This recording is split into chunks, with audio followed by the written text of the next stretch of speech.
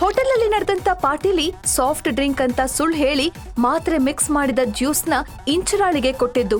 ಅದನ್ನ ಕುಡಿದು ಅಮಲಿನಲ್ಲಿ ತೇಲ್ತಿದ್ದ ಇಂಚರಾಳನ್ನ ಅವಳ ಹಾಗೆಯೇ ಮತ್ತಿನಲ್ಲಿದ್ದ ಗಂಡಸೊಬ್ಬನ ಕೋಣೆಗೆ ಕರ್ಕೊಂಡು ಹೋಗಿ ಬಿಟ್ಟದ್ದು ಅವಳ ತಂಗಿ ದೀಪಿಕಾನೆ.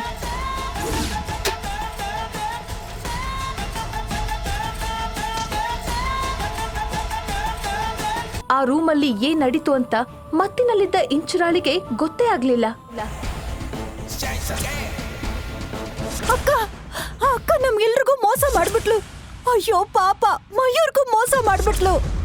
ಇಂಚರ ರಾತ್ರಿ ಹೋಟೆಲಲ್ಲಿ ಯಾರ್ದೋ ಜೊತೆ ಕುಡಿದು ಮಲಗಿದ್ದಾಳೆ ಅನ್ನೋ ದೀಪಿಕಾಳ ಮಾತನ್ನ ಕೇಳಿ ಮಯೂರ್ ಮತ್ತೆ ರಂಗನಾಥ್ ಅವತ್ತು ಬೆಳಗ್ಗೆನೆ ಹೋಟೆಲಿಗೆ ಬಂದಿದ್ರು. ಇನ್ನೇನು ಇಂಚರಾಳ ರೂಮ್ ಕಡೆ ಬರ್ತಿರ್ಬೇಕಾದ್ರೆ ಆ ರೂಮಿಂದ ವ್ಯಕ್ತಿಯೊಬ್ಬ ಶರ್ಟ್ ಹಾಕೊಳ್ತಾ ಹೊರಗಡೆ ಹೋಗ್ತಿರೋದು ಅವರ ಕಣ್ಣಿಗೆ ಬಿತ್ತು. ಅವ್ನ್ ಯಾರು ಅಂತ ತಿಳ್ಕೊಳ್ಳೋಕೆ ಮಯೂರ್ ಅವನ್ ಹಿಂದೆನೆ ಹೋದ್ರು. ಲಿಫ್ಟ್ ಪಾಸ್ ಆಗಿದ್ರಿಂದ ಆ ವ್ಯಕ್ತಿ ಮಯೂರ್ಗೆ ಸಿಗ್ಲಿಲ್ಲ. ಒಂದ್ ವೇಳೆ ಮಯೂರ್ ಆ ವ್ಯಕ್ತಿನ ನೋಡ್ದೇ ಇದ್ದಿದ್ರೆ ದೀಪಿಕಾಳ ಈ ಪ್ಲಾನ್ ಸಕ್ಸಸ್ ಆಗ್ತಿರ್ಲಿಲ್ವೇನೋ. ಹೆಣ್ಣಿಗೆ ಹೆಣ್ಣೆ ಶತ್ರು ಅನ್ನೋದು ನಿಜ ಆಗೋಯ್ತು.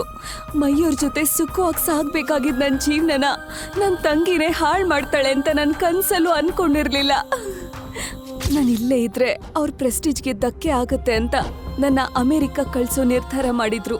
ನನಗೆ ಅವ್ರು ಹೇಳಿದ್ದನ್ನ ಮಾಡೋದ್ ಬಿಟ್ರೆ ಬೇರೆ ದಾರಿನೇ ಇರ್ಲಿಲ್ಲ. ನನ್ ಜೀವನನ ಹಾಳು ಮಾಡ್ದಂತ ಆ ವ್ಯಕ್ತಿ ಯಾರು, ಅವನೀಗ ಎಲ್ಲಿದ್ದಾನೆ?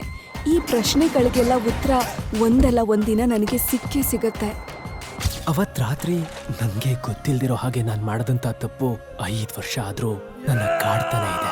ಅದ್ರ ಬಗ್ಗೆ ಯೋಚಿಸ್ತಿದ್ರೆ ನಾನ್ ಸಂಪಾದಿಸಿರೋ ಆಸ್ತಿ ಎಲ್ಲ ಕಸದ ಹಾಗೆ ಕಾಣ್ತಿದೆ. ಈ ಜಗತ್ತಲ್ಲಿ ಅವಳೆಲ್ಲೇ ಇದ್ರು ಅವಳನ್ನ ಹುಡುಕಿ ಸಾರಿ ಕೇಳ್ಬೇಕು. ಅಷ್ಟಕ್ಕೂ ಎಲ್ಲಿದ್ದಾಳೆ ಅವಳು? ಆಗ್ಲೇ 5 ವರ್ಷ ಕಳೆದು ಹೋಗಿತ್ತು. ಆ ರಾತ್ರಿ ನಡೆದಂತ ಆ ಘಟನೆಯ ಫಲವಾಗಿ ಇಂಚರಾಗೆ ಒಬ್ಬ ಮಗ ಹುಟ್ಟಿದ್ದ. ಅಮ್ಮ, ನಾನು ವಾಶ್ರೂಮ್ಗೆ ಹೋಗ್ಬೇಕು. ರಕ್ತ ಸಂಬಂಧ ಎಲ್ಲಿದ್ರೂ ಬೆಸ್ಕೊಳ್ಳುತ್ತೆ ಅನ್ನೋ ಮಾತಿದೆ. ಆರ್ಯ ಸಂಗಮ್ನನ್ನ ನೋಡ್ತಿದ್ದ ಹಾಗೆ ಅವನ ಹತ್ರ ಬಂದು, ಅಪ್ಪ, ಪಾಕೆಟ್ ಎಫ್ಎಂ ಆಡಿಯೋ ಸೀರೀಸ್ ಆದಂಥ ಪ್ರೇಮಲೋಕ ಕಥೆನ ಈಗ್ಲೇ ಕೇಳಿ.